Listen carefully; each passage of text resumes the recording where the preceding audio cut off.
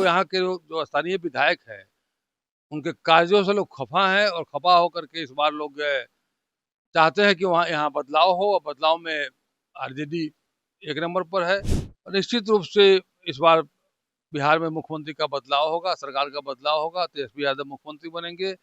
हाजीपुर 10 साल से पानी में डूबा हुआ है शहर। पानी हल्का पानी होता है, पूरा शहर भर जाता है पानी से। तो निश्चित रूप से जब पलायन रुकेगा तो लोग रोजगार भी होगा और लोग यहाँ रहेंगे भी। नमस्कार, डेमोक्रेटिक लाइव में आपका स्वागत है। मैं वेद सिंह। हाजीपुर विधानसभा सीट जो है काफी ज्यादा हॉट हो चुका है। यहाँ पे लगातार एनडीए का गढ़ माने जाने वाला हाजीपुर कहीं ना कहीं अवधेश सिंह जो है यहाँ से मौजूदा विधायक है, उन्होंने कितना काम किया है और इस बार यहाँ की जनता किसके समर्थन में काम करेगी। क्योंकि अगर बात करें सामने उनके प्रतिद्वंदी की, तो पिछले बार भी विधानसभा चुनाव लड़ रहे थे देव कुमार चौरसिया जी, अभी हमारे साथ मौजूद है, उनसे जाने की कितनी तैयारी है। पहले तो स्वागत है सर आपका हमारे चैनल पे। बहुत बहुत धन्यवाद आपको। सर, हाजीपुर लगातार एनडीए का गढ़ माना जा रहा है। पिछले बार आपने चुनाव लड़ा था, बस कुछ ही महज वोटों से आप पीछे रह गए थे। इस बार क्या कुछ तैयारियां आपकी तरफ से? हाजीपुर शहरी इलाका है और शहर में तो निश्चित रूप से भाजपा का अधिक लोग रहते हैं, लेकिन जो यहाँ के जो स्थानीय विधायक हैं, उनके कार्यों से लोग खफा हैं और खफा होकर के इस बार लोग चाहते हैं कि वहाँ यहाँ बदलाव हो और बदलाव में आरजेडी एक नंबर पर है। इसलिए हमें निश्चित रूप से लोग जिताने का काम करेंगे, सदन भेजने का काम करेंगे। ऐसा भी सर देखने को मिलता है, क्योंकि मैंने पहले भी हाजीपुर विधानसभा घूमा है। ये नित्यानंद राय जी जो कि मतलब केंद्रीय मंत्री हैं, उनका गढ़ माना जाता है। सर, कैसे कितनी मुश्किलें हैं इस बार? नित्यानंद राय जी यहाँ 2000 से लगातार विधायक थे, 14 तक रहे। 14 में पार्लियामेंट में चले गए। उसके बाद उनके पार्टी से अवधेश जी हैं और निश्चित रूप से जब लगातार जीत रहे हैं तो लोग कहेगा है कि गढ़ है, लेकिन लगातार जीतने का कई कारण होता है। इस बार निश्चित रूप से उनका गढ़ ध्वस्त होगा और लोगों के मन में है कि इस बार बदलाव हो और बदलाव में देव कुमार चौरसिया आगे हैं। इसलिए निश्चित रूप से हमको लोग जिताने का काम करेंगे।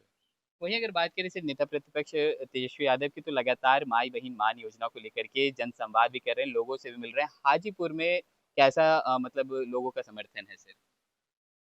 देखिए, पूरे बिहार में तेजस्वी यादव जी के नाम पर वोट है जी। और आदरणीय लालू जी का आशीर्वाद प्राप्त रहता है और निश्चित रूप से इस बार बिहार में मुख्यमंत्री का बदलाव होगा, सरकार का बदलाव होगा, तेजस्वी यादव मुख्यमंत्री बनेंगे और हाजीपुर से भी बदलाव होगा। हाजीपुर में अवधेश जी हारेंगे। सर, कहीं ना कहीं इस बार तीसरे विकल्प के तौर पर जन स्वराज पार्टी भी इस बार सभी 243 सीटों पे लड़ रही है, उनके भी उम्मीदवार इस बार खड़े होने वाले हैं। क्या लगता है सर, प्रशांत किशोर की स्ट्रैटेजी कितना उनको मतलब फायदा पहुंचाएगी यहाँ पे, या फिर ऐसे ही रह जाएगी? देखिए, दूसरे के बारे में हम नहीं कुछ कहेंगे। हम निश्चित रूप से लोगों का आशीर्वाद प्राप्त है, सहयोग प्राप्त है और हम जीतेंगे। और कौन आता है कौन नहीं आता है उससे जनता का कोई मतलब नहीं है। यहाँ आरजेडी जीतेगी, तेजस्वी यादव मुख्यमंत्री बनेंगे। एक आखिरी सवाल रहेगा सर, बातों को ज्यादा लंबा नहीं खींचेंगे। अभी हम भी हाजीपुर पहुंच रहे थे, तो बहुत सारी जगहों पर से जल जमाव की समस्या जो काफी ज्यादा बढ़ी हुई है। लगातार एनडीए का हॉट सीट है, कहीं ना कहीं एनडीए के प्रत्याशी जो गढ़ है ये, वहां से अभी अवधेश सिंह जी हैं, उन्होंने कितना कुछ काम किया है सर? क्योंकि अभी हम भी यहाँ पहुंच रहे थे तो इतना इतना पानी लगा हुआ था। अगर आपकी सरकार बनती है, अगर आप यहाँ से विधायक बनते, तो आप क्या कुछ यहाँ की जनता को फायदा पहुंचाएंगे? देखिए, हाजीपुर 10 साल से पानी में डूबा हुआ है शहर। पानी हल्का पानी होता है, पूरा शहर भर जाता है पानी से, कादों से भर जाता है। और यहाँ के विधायक जी जनप्रतिनिधि है। आपको योजना समिति की बैठक होती है, डीएम के यहाँ बैठक होता है तो वही बैठते हैं, दूसरा कोई बैठता नहीं है। उनका मंशा पाक नहीं है और उनके मंशा पर हम लोग प्रश्न चिन्ह लगाते हैं। इसलिए हम लोग कहना चाहेंगे कि हाजीपुर में हम जब जीतेंगे तो नाली बनवाएंगे पर्याप्त चौड़ाई का। नाली बनेगा, रोड बनेगा और पलायन रोकना है। पलायन रोकना है। जो इंडस्ट्रियल एरिया में फैक्ट्री, दर्जनों फैक्ट्रियां बंद है, जो सरकारी फैक्ट्री है, उस फैक्ट्री को चालू कराएंगे। अगर चालू जो जमीन अलॉट है वो नहीं करेगा, अलॉटमेंट कैंसिल करा करके नए लोगों को अलॉट कराएंगे और निश्चित रूप से चालू होगा तो 10,000 से ऊपर आदमी को रोजगार मिलेगा। पहले रोजगार मिलता था, लेकिन विगत कई सालों से फैक्ट्री बंद है, बीसों साल से फैक्ट्री बंद है, और निश्चित रूप से उसका खमियाजा भुगतना पड़ता है, लोग को जाना पड़ता है बाहर कमाने के लिए 8,000 10,000 का महीना पर।